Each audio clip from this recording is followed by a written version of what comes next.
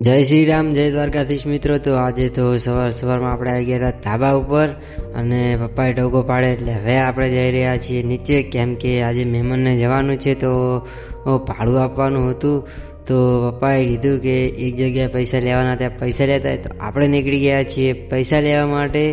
અને બસ હવે ત્યાં પહોંચવા ગયા છીએ, તો ત્યાંથી પૈસા લઈ અને હવે આપણે બેન એમને મૂકવા આવી ગયા હતા થરા એમને બસમાં બેસાડી અને એ તો નીકળી ગયા। તો હવે આપણે પણ ઘર બાજુ જઈશું, તો હું પણ હવે જઈ રહ્યો છું બાઇક બાજુ। તો મિત્રો આપણે પણ હવે થરામાંથી નીકળી ગયા છીએ, તમે જોઈ શકો છો કે રોડ ઉપર જ છીએ હજી તો।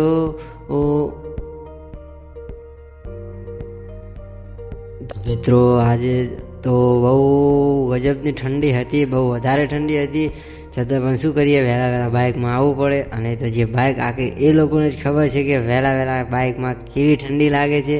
તો તમે કમેન્ટમાં જરૂરથી બતાવજો કે આજે તમારે ત્યાં કેવી આવી ગયા છે બે, અને આપણે જવાનું હતું રાણકપુર બાજુ। તો આ છે બાઇક અને બાઇક ચાલુ કરી આપણે પહોંચી ગયા હતા રાણકપુર।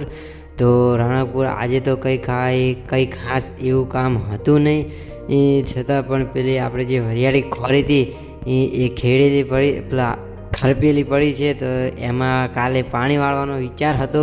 તો લાગ્યું કે આજે નેક બાંધી દઈએ, હું તમને ત્યાં જઈને બતાવું કે ક્યાં બાંધવાની છે નેક જેને।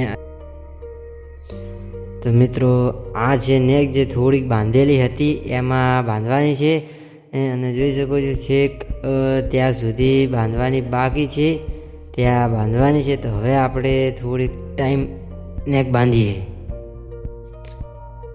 તો ફાઇનલી મિત્રો આપણે અડધો કલાકની મહેનતથી એ નેક તૈયાર થઈ ગઈ છે, અને હવે આપણે જવાનું છે એ વડા, કેમ કે અહીંયા તો કોઈ ખાસ કામ છે નહીં, અને વડા જઈ પાછું થરા આવવાનું છે થોડા કામથી મિત્રો સાથે।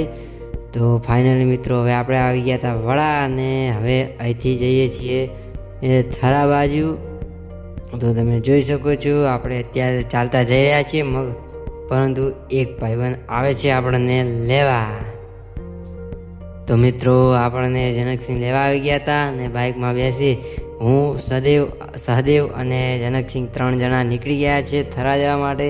એ થોડુંક કામ હતું એટલા માટે જઈએ છીએ, જે કામ તમને હું આગળના વ્લોગમાં બતાવીશ, અત્યારે તો સરપ્રાઈઝ રાખીએ છીએ।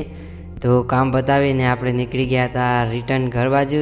6 વાગી ગયા છે, તમે જોઈ શકો છો કેટલું અંધારું જેવું થઈ ગયું છે, ને હું તો 7 વાગી ગયા છે, 7 વાગી ગયા છે, અને ઘરે પહોંચતા આપણને તો બહુ અંધારા જેવું થઈ ગયું છે। આપણને મળી ગઈ હતી એક રિક્ષા જે ઘરેથી નજીક જ રહે છે, તો એમની રિક્ષામાં બેસી ગયા અને બસ હવે આવી ગયા છીએ ઘરે। જય માતા।